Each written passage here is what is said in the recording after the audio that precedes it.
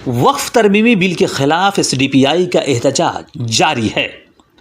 वक्फ तरमीमी bill के खिलाफ SDPI ने आज एहतजाज करते हुए टीडीपी अरकान पार्लियामेंट से वक्फ तरमीमी बिल के खिलाफ वोट करने का मुतालबा किया। आज बीजेपी हुकूमत ने पार्लियामेंट में वक्फ वजाहती बिल पेश किया तो नंदियाल कस्बे के गांधी चौक पर एसडीपीआई पार्टी की क़यादत में वक्फ तरमीमी बिल के खिलाफ ज़बरदस्त एहतजाजी मुजाहरा किया गया। एसडीपीआई ने वक्फ तरमीमी बिल को मुसलमानों के हुकूक की पामाली बताते हुए बीजेपी हुकूमत से इस बिल को फौरी वापस लेने का मुतालबा किया। इस मौके पर खिताब करते हुए एसडीपीआई पार्टी के नंदियाल जिला जनरल सेक्रेटरी अब्दुल कलाम ने कहा कि लीडरान बिल को वापस लेने तक एहतजाज जारी रखेंगे। एसडीपीआई पार्टी के नंदियाल असेंबली के जनरल सेक्रेटरी करीमुल्लाह ने कहा कि यह बिल मुस्लिम वक्फ इमलाक पर हुकूमत का कंट्रोल बढ़ाने के लिए लाया गया है। इससे मुसलमानों के समाजी और माशी हुकूक की खिलाफ वर्जी होगी, इसलिए हम इस बिल की मुखालिफत करेंगे। उन्होंने कहा कि मुस्लिम कम्युनिटी ने टीडीपी हुकूमत से रमज़ान का तोहफ़ा उलमा और मशाइख के लिए एजाज़िया, अक़लीती कर्ज़े और अक़लीती रहनुमाओं के लिए ओहदे नहीं चाहती, बल्कि टीडीपी के अरकान पार्लियामेंट से पार्लियामेंट में वक्फ तरमीमी बिल के खिलाफ वोट चाहती है। WIM वीमेंस इंडिया मूवमेंट के लीडर पुला जरीना ने कहा कि ख़वातीन के हुकूक के तहफ़्फ़ुज़ और मुसलमानों की आज़ादी के तहफ़्फ़ुज़ के लिए इस बिल की मुखालिफत करना ज़रूरी है। हम इसके लिए जद्दोजहद जारी रखेंगे। अगर टीडीपी मेंबरान पार्लियामेंट बिल के खिलाफ वोट नहीं देते हैं तो ख़वातीन मुल्क भर की हर रियासत, हर ज़िला, हर मंडल में एक और शाहीन बाग तहरीक शुरू करेंगे। एहतजाज में एसडीपीआई पार्टी कायदीन, कारकुनान, महिला भारत आंदोलन कायदीन, मुस्लिम तंजीमों के नुमाइंदों और मुस्लिम नौजवानों ने बड़ी तादाद में शिरकत की।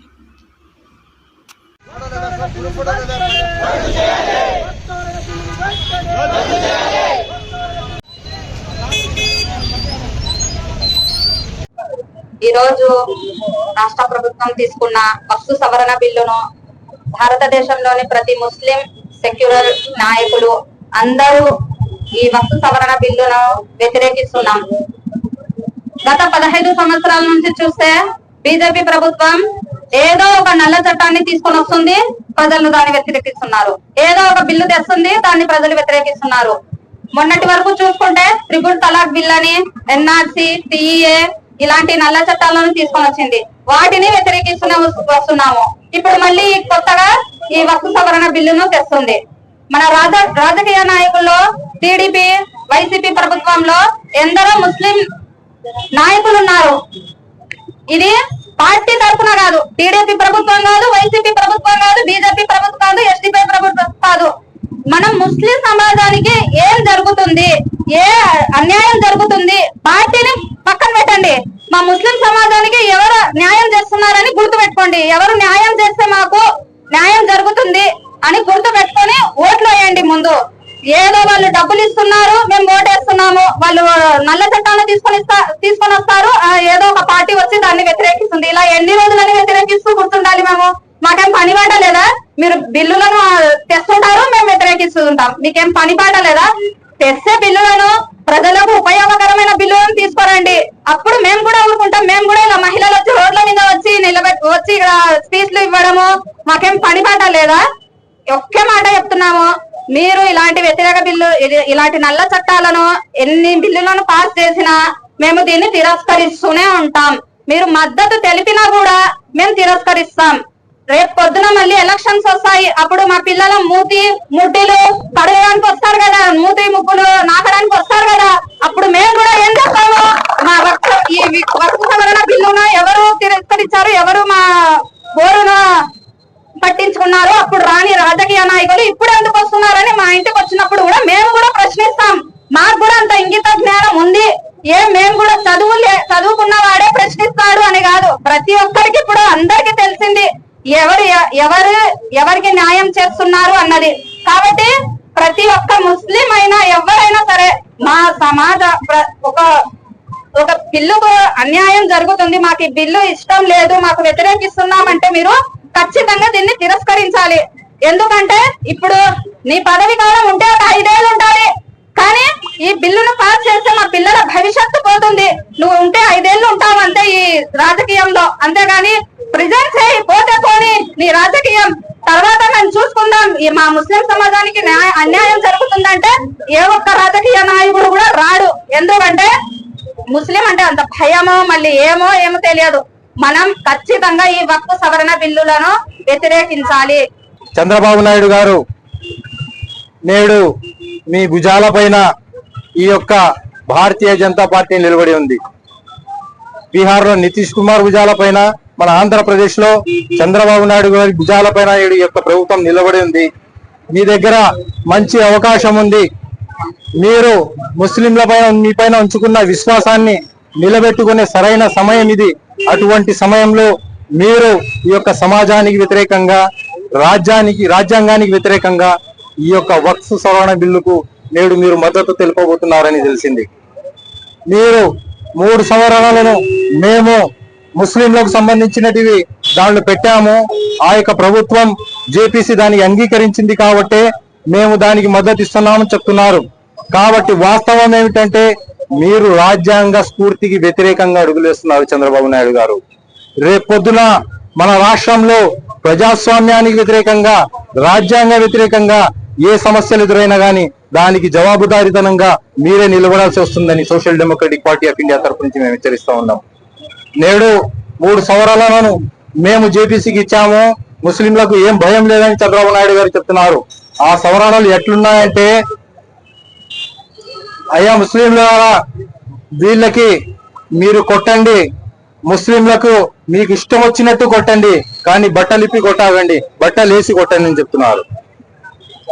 ఆ తర్వాత ఆ యొక్క ముస్లిం సమాజమా, మీరు ఒంటరిగా తన్నులు తినొద్దు, మీరు తన్నులు తింటే నేను కేకలు వేస్తానని చెప్తున్నాడు. అటువంటి సవరణలు నేడు ఈ యొక్క భారతీయ జనతా పార్టీకి ఈ యొక్క టీడీ ప్రభుత్వం తీసుకొని వెళ్ళడం జరిగింది. కాబట్టి చంద్రబాబు నాయుడు గారు ఈ యొక్క బిల్ కు మీరు సపోర్ట్ చేసే చరిత్రహీనులుగా మెరిగిపోతారు. మీరు ముస్లిం సమాజంలో దశాబ్దాల వరకు మీ సమాజం నీకు గుర్తించుకుంటుందని తెలియజేస్తున్నాను. రాబోయే ఎలక్షన్లలో దీని ఫలితాలు మీరు తప్పకుండా ఎదుర్కొంటారు. కాబట్టి మీరు బీజేపీని కాదు, రాష్ట్ర పార్టీలను, రాష్ట్ర పార్టీలను ఎలా సర్వనాశనం ఈ బీజేపీ ప్రభుత్వం ఎలా చేస్తుంది, ఎలా భూస్థాపితం ఈ యొక్క పార్టీ చేస్తుందో మనందరికీ తెలుసు, చంద్రబాబు నాయుడు గారికి కూడా తెలుసు. ఇప్పుడు మీరు నమ్మాల్సింది ఆంధ్ర రాష్ట్ర ప్రజలకు కానీ భారతీయ జనతా పార్టీకి కాదు. రేపు పొద్దున మహారాష్ట్రకు ఎటువంటి పరిస్థితులు ఎదురైనా శివసేనకు అటువంటి పరిస్థితులు నేడు టీడీపీకి కూడా మీరు బీజేపీ చేతుల్లో చవిచూస్తారని కూడా తెలియజేసుకుంటున్నారు.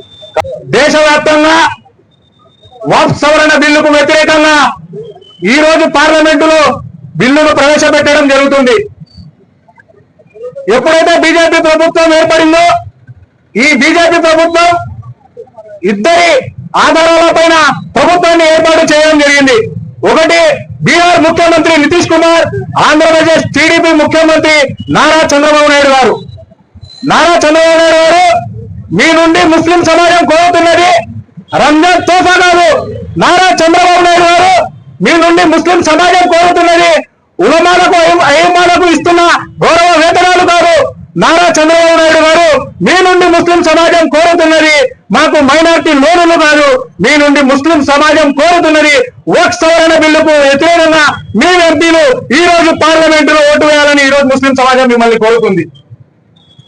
మమ్మల్ని మీరు ఏదో చేస్తున్నాము, ఏదో ఉద్ధరిస్తున్నాము అని మా ముస్లిం సమాజానికి లాలిపాప్లు ఇచ్చి మనల్ని ఉద్ధరించడానికి టీడీపీ నాయకులు ప్రయత్నిస్తున్నారు. ఇవన్నీ మాకు వద్దు.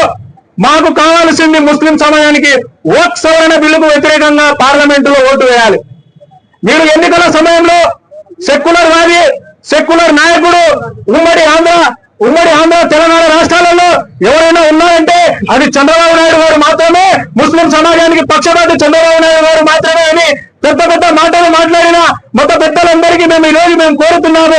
ఈ రోజు మన ఖబర్స్థాన్లు, మన మసీద్లు, మన దర్గాలు, మన ఖాన్ఖాలు వీటన్నిటిపై దాడులు జరగడానికి, వీటన్నిటికీ అనగదొక్కడానికి, మన హక్కులను హరించడానికి బీజేపీ ప్రభుత్వం ప్రవేశపెడుతున్న వక్ఫ్ సవరణ బిల్లుకు వ్యతిరేకంగా ఈ రోజు రోజులు టీడీపీ ప్రభుత్వం ఓటు వేయాల్సింది పోయి దానికి అనుకూలంగా ఓటు వేస్తుంటే మీ నోర్లు ఎందుకు పడిపోయా, మీ నోర్లు ఎందుకు లేవటం లేదు, మీ నాయకులను మీరు ఎందుకు ప్రశ్నించడం లేదు? ఓట్ల సమయంలో మీరందరూ గల్లీలో తిరిగి ఓట్లు వేయించినారు కదా, ఇప్పుడు మీరు ఎందుకు ప్రశ్నించడం లేదు?